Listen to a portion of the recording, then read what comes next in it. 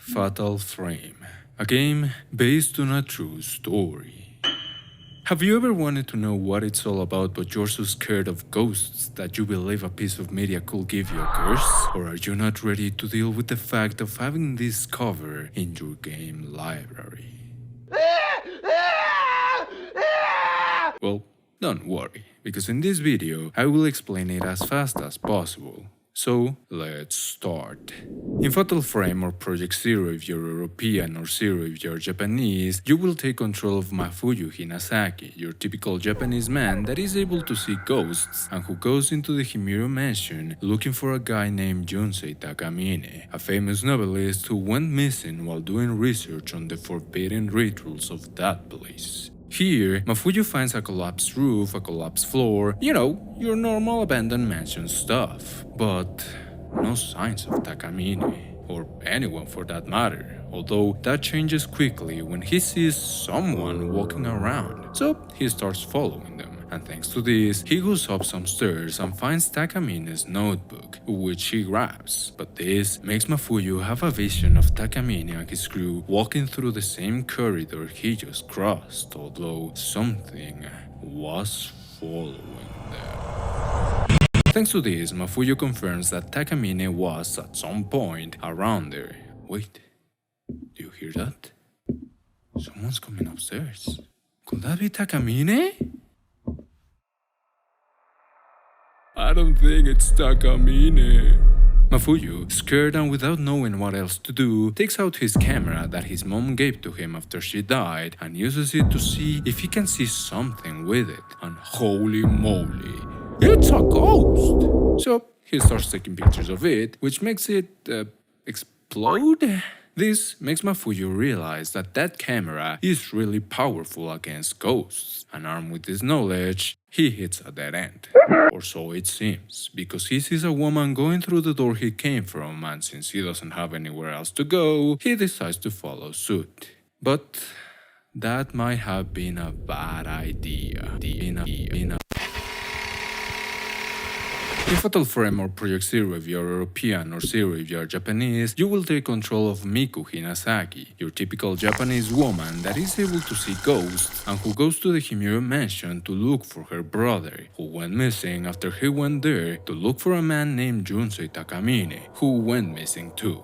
At first, this seems easy, because the place seems to have been abandoned a long time ago, so Miku is able to get inside without any problem. Although once she steps in, she immediately senses the presence of her brother and also has this weird feeling that something is off. And she is right, because before she can even finish with these thoughts, a kid behind her asks for help, but no one's there. This obviously scares Miku, but since she has to find her brother and the exit won't open, she decides to keep moving forward, until she bumps into Mafuyu's camera, which she obviously tries to grab. But once she touches it, she gets a vision of her brother running away from some woman, while hands coming from the walls try to grab him. Miku tries to make sense of what she saw, but before she can come to a conclusion, a ghost that looks like the woman of the vision appears for a moment in the reflection of the mirror. Thankfully, it looks like Miku was just imagining things, and after she grabs the camera and her brother's notebook that has a bunch of papers that talk about how the Himuro mansion was a powerful place for Shinto rituals, how the master of the Himuro family massacred everyone there, and how its last owners went missing, she continues with her exploration. And this takes her to the place where Mafuyu had his ghost fight, where she hears some chanting going on behind a locked door, but since it's locked, she doesn't know where else to go, until she sees a man roaming around and going through a folding screen. So she tries to follow him. The kid that was asking for help appears again, and in a weird way tells Miku to point the camera at the folding screen before disappearing again. Because, it's a ghost. Thanks to this, Miku is able to see a secret door, and this takes her to a room where she hears a distorted voice coming from inside a closet. Thank God, it was just a recorder. Miku, while trying to grab it, has a vision of a man running for his life who tries to hide inside that same closet from something until the thing he was hiding from, which turns out to be the same woman Miku saw in the mirror, finds him. But whatever, Miku grabs the recorder and a door opens. So she goes inside that room to see what's up, and she finds what's up because here she gets attacked by a ghost. Ooh! And after fighting that ghost again and getting trolled, she is able to open a drawer that has a key and a photo of Koji Ogata, the editor that accompanied Takamine to the mansion, who appears to have a bunch of ropes surrounding his limbs. But who was he? Koji Ogata, man, editor. He was helping Takamine by looking for a book by a folklorist named Ryoso Munakata. He was also with Takamine when he went missing, and according to his notes, it seems like after this photo was taken, he started having weird things happening to him until he went mad about the ropes and the closet thing happened. Miku, after grabbing all of this, gets attacked one last time by Ogata's ghost, which she defeats. And since she now has a key, she goes back to open the door where she could hear the chanting, but not before seeing someone running upstairs. Here, Miku explores a little bit more, and after seeing a shadow of a woman on a window and finding an old text that talks about how the Himuros had secret rituals, and one in particular performed the 13th of December was so shocking for even outsiders of the place, she is able to see her brother rounding a corner. So she tries to catch up to him. Oh look, he's coming back. What a nice brother. Wait, that's not my fault. Miku then keeps going around, picking up notes, killing ghosts, absorbing the culture, typical Japanese stuff, although there's two texts that stand out. One that talks about how the police were investigating the disappearance of 4 children whom people say were snatched by ghosts, and another one that has something to do with the rope shrine maiden, who seems to have been a woman that was tied by each limb and who formed part of a Himuro ritual, which is called the Strangling Ritual. However, this exploration comes to a halt when Miku sees a woman in red walking through a door that is locked by some kind of magic. So she decides to find a way to unmagic it, and this leads her to a room where the ghost kid appears again and helps her again, and thanks to this, she is able to cross the door.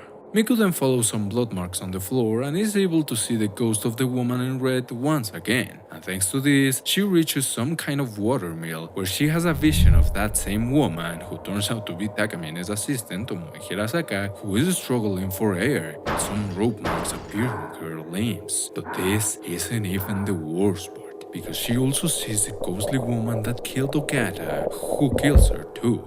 And all of this is seen by a scared Takamine, who calls the ghost Kirie.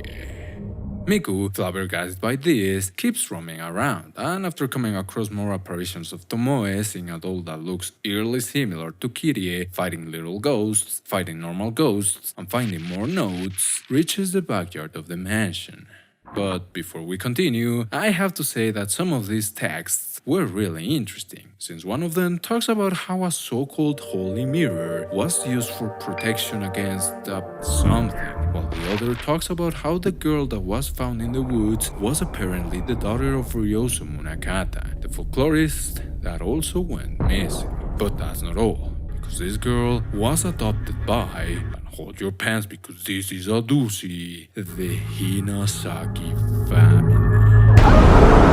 In this backyard, Miku finally meets and ends with Tomoe Hirasaka, or, well, her ghost self, who, like Ogata, left a bunch of notes around that tell her story. Tomoe Hirasaka, woman, assistant, dead. She was the one who actually asked Ogata to look for the folklorist book, and although she wasn't really eager to go to the mansion since her sixth sense told her not to, she did it anyway because she didn't want to let the opportunity of working with Takamine go away. They obviously started exploring the mansion, where they found some photos that had a kid that resembled the ghost kid Miku has been seeing, and after coming across the ghost of Kirie and finding Ogata with his limbs torn apart, she started seeing more ghosts ghosts and having visions just like Miku. And like Miku, she also started seeing the ghost kid who wanted her to find a way to fix whatever was going on there. But she wasn't able to do it because, well, you know.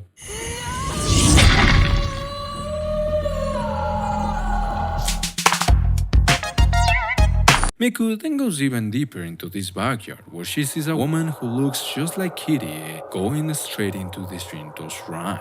So she follows her. And by doing this, she finally finds Takamine, who seems not that good. And of course, she fights him. Or, well, his ghost self. Ooh. But who was Takamine? Junsei Takamine, writer, old man, dead. He was trying to write a crime book that deals with Shinto rituals and folklore, so he decided to go to the Himuro mansion to get some inspiration. And here, after seeing his crew deteriorate and die, he realized that there was something going on there that was connected with the so-called Rope Shrine Maiden, and the ghost that Tomoe told him was named Kirie. And thanks to the notes his acolytes gathered for him, he also came up with a theory that he had to find 5 mirror pieces to create the so-called Holy Mirror, which was going to seal the Hellgate and stop all the madness. But, well, he didn't. Miku, with nowhere else to go, starts looking around, and thanks to a clue Takamine left before he died, she is able to find a piece of a mirror that was hidden behind a puzzle. But when she grabs it, another vision happens, and in this, she is able to see mirror breaking, dead bodies, some kind of gate, weird looking guys, rope? Could this be the event that started everything? Miku, after having this vision, gets attacked by Kirie, who tells her that she will make her feel her pain. Shinra Tensei!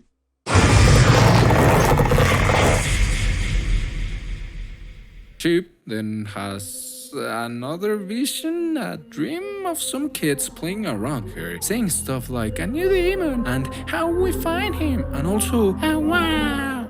What do they mean? Oh no, wait, I think it's look around. What do they mean? Fortunately, Miku wakes up while some ghost gets thrown away. Unfortunately, she sees some rope marks appearing at the end of her wrists, which can only mean one thing. But that's not all the bad news, because she also sees a ghost kid happily holding the piece of the mirror she just acquired. So she asks him politely to give it back. Give it back!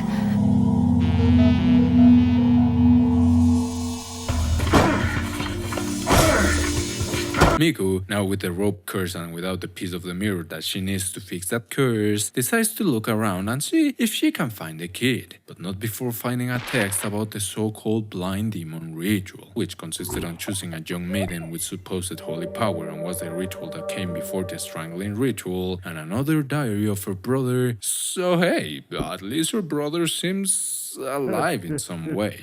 After some ghost sightings, some ghost fightings, and some ghost capturings, Miku reaches some weird hallway where she finds another one of Mafuyu's notes that talks about how he thinks the ghosts are doing ghost shit, and this, in some way, is making the mansion revert back to how it was. This hallway also takes Miku to some weird looking room where she is able to see her brother at the bottom of the place, heading somewhere. But once she reaches the button, no one's there.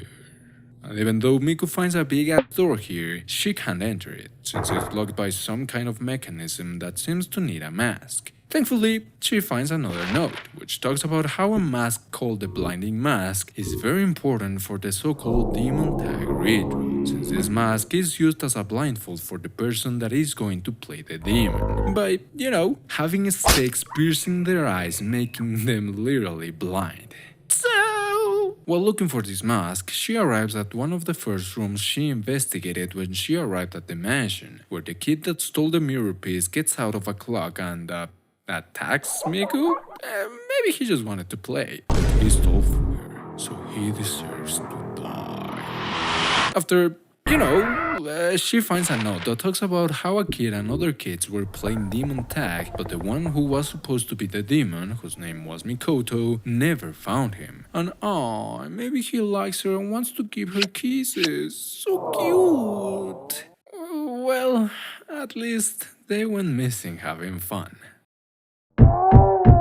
Miku continues exploring the place while fighting more ghosts and finding more notes and getting more scares, until she arrives at a room that is filled with photographs of what seems to be ghosts. And even weirder, these photos look exactly like the ones Miku's mother took before she died. Could it be that camera was...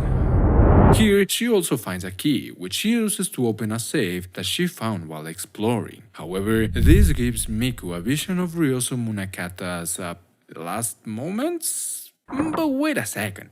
What do we know of Ryoso Munakata? Because even though some of his research has been helping Miku piece together some puzzles, his life at the mansion was a mystery. Until now. Ryoso Munakata, male folklorist, dead. He, Jai, his wife, and Mikoto, his daughter, moved to the Himuro mansion for two main reasons. One, the health of Jai, and two, his research on the rituals. He thought everything was going perfectly. His daughter made friends rather quickly, his wife was getting better, and his research was progressing really fast, even though the locals didn't want to help. Until one day, his daughter found a camera that was given to her by a girl in a white kimono. And at first, he didn't think nothing of it, since it seemed like a normal camera. But after he and his family went for a mountain walk, his wife came back differently, and she started using the camera while mumbling that she could see them. She gets distracted for a moment when she sees what seems to be the body of a woman hanging from a tree, which, weirdly enough, reminds her of her own mother's demise, since she also hanged herself after becoming mad thanks to the camera's power, I guess. And because underneath this tree she is able to see something, she goes to check it out. This turns out to be an album, but before she can see its contents, Miku has a vision of Ryoso seeing the woman hanging from the tree, who calls her Jae and asks her why. And then Miku has to fight her. But wait a minute, who is Jae?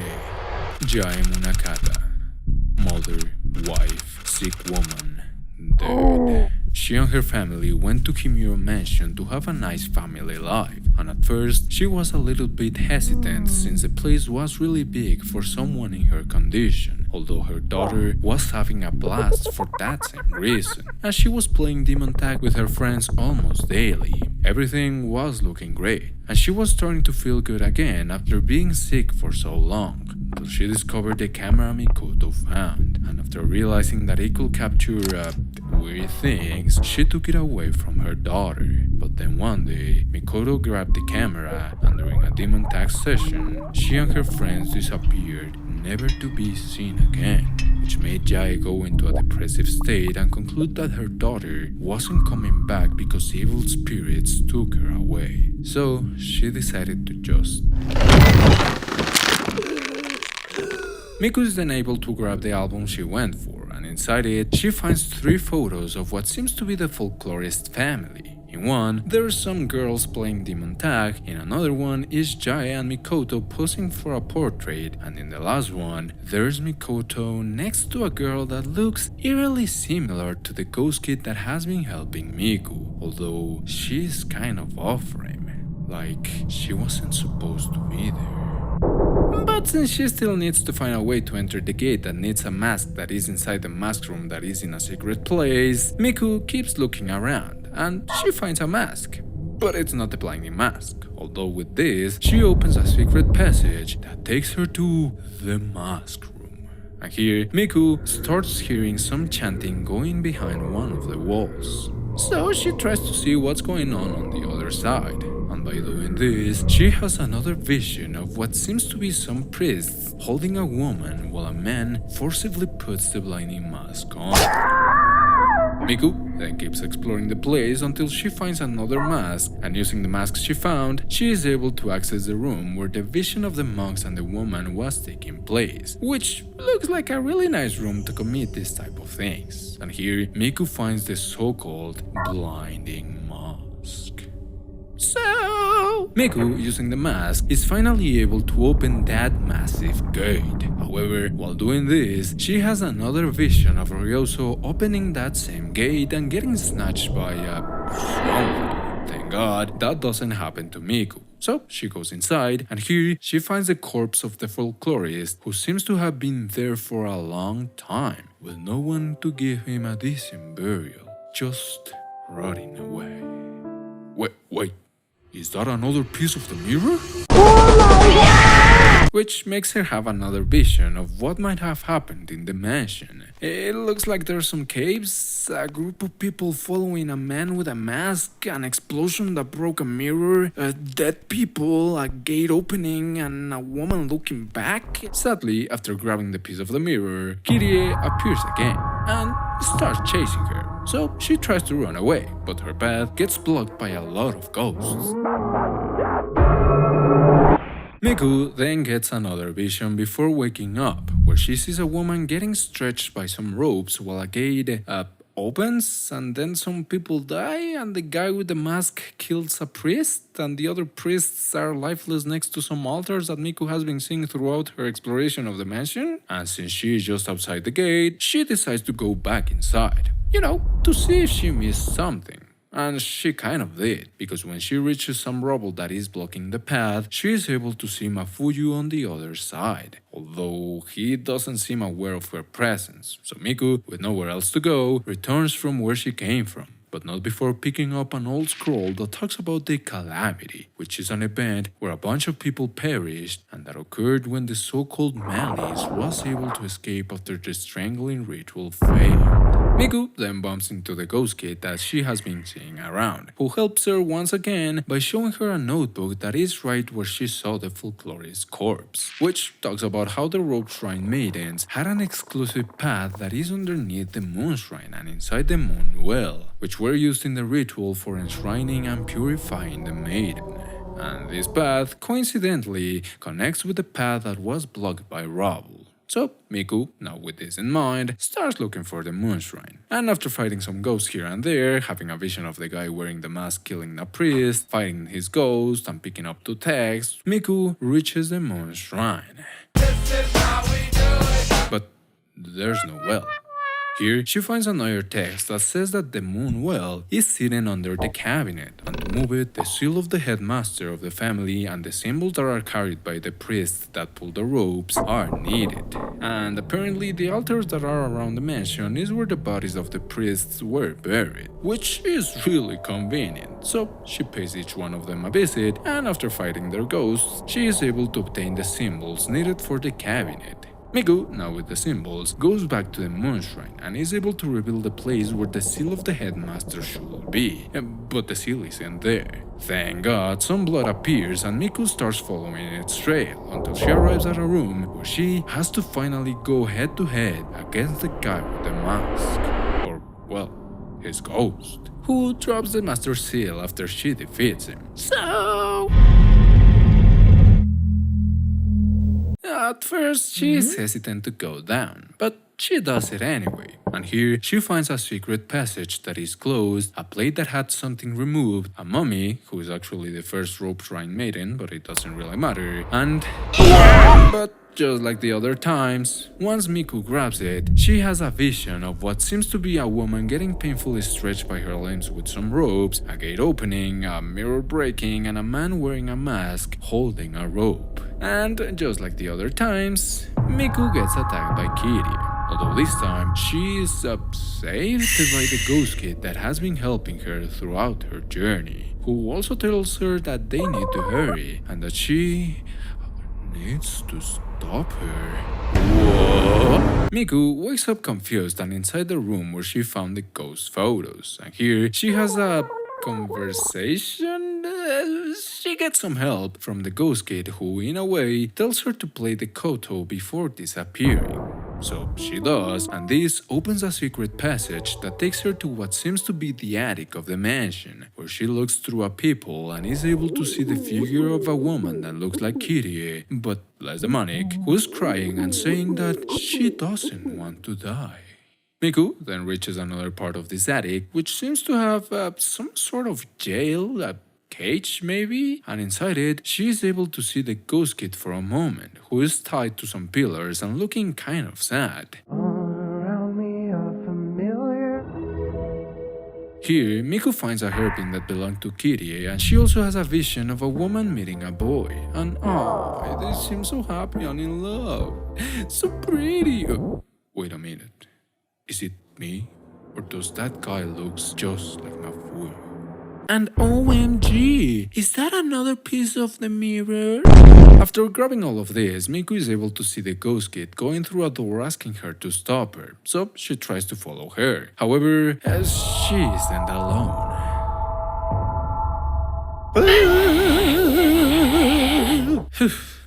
That was close. Miku, after finally being able to avoid the spirit for the first time, goes back to the well, but not before finding a diary written by Kitty and a manual for the priests of the place. They don't have that much new information, but in short, the diary talks about how Kitty started seeing a man who showed her and taught her a lot of stuff about the world, which in turn made Kitty feel like she wasn't lonely anymore and she started appreciating living in this world, which was kind of bad since the strangling ritual was approaching and she was the chosen one for the sacrifice. But all of a sudden, the man stopped visiting her and she was confused on why, until she realized that the priest had something to do with his disappearance. So she started blaming herself for the fate of that man, and this made her sad and in pain, because she just wanted to be with him. While the manual talks about how the gate is the entrance to the land of the dead, how it has to be sealed by performing the strangling ritual so the calamity doesn't occur and the malice doesn't enter this world, how the souls touched by the malice aren't going to be able to rest in peace, how this is the duty of the Himuro family, and most importantly, how the mirror and the maiden's robe are needed in order to seal the gate after it opens. The point is that she arrives at the bottom of the well once again, although this time she is able to open the secret passage, where she has a vision of some people going through that path while holding a girl who stops to look back and says that she wants to see him one more time, and another one where she sees that woman getting stretched by her limbs with some ropes until Miku then finally reaches the entrance of the Hell Gate, where she has another vision that finally shows what happened that day. And yeah, everything seemed to be going well until the ropes that were soaked in Kitty's blood weren't able to hold. So the gate opened, the malice escaped, and, the calamity happened. Miku obviously tries to place the broken pieces she has gathered to see if that can close the gate. But if you have been keeping tabs, she just has 4. And she needs 5, although she gets distracted from this after she is able to see Mafuyu, who is accompanied by Kirie, not the good one mind you, who ends up consuming him? So... Sadly, the camera seems to be no match against the power of the entity, so it explodes. But holy moly! The camera had the 5th and last piece of the mirror inside it all along, so Miku runs, picks it up, and with it, she is finally able to fix the holy mirror, which she uses to get rid of bad Kirie, and thanks to this, normal Kirie and Mafuyu appear, and good Kirie tells normal Kirie that she has to accomplish her duty. Good Kirie then vanishes again, and normal Kirie complies, and as she suffers the pain of being the seal, she tells the brothers that they should leave while the place starts to collapse. But since this game has different endings... If you play this game normally as a normal human being, then Mafuyu will tell Miku that he is going to stay since he could feel Kirie's pain and he doesn't want her to feel that again. So Miku wakes up outside the mansion, sees that Mafuyu isn't by her side, and watches souls ascending to the sky while she says that since that day, she stopped seeing all that stuff. However, if you play the game in the nightmare difficulty, then Mafuyu will just leave her there and while leaving the mansion and seeing the souls ascending, he will say that even though those souls are free, Kitty's soul is going to suffer forever and ever. Okay. But if you have an Xbox and play this game in the fatal difficulty, then the same thing kind of happens, except that during the credits, we can see Kitty reuniting with his long-lost lover, and they embrace each other, showing that love can endure even after death.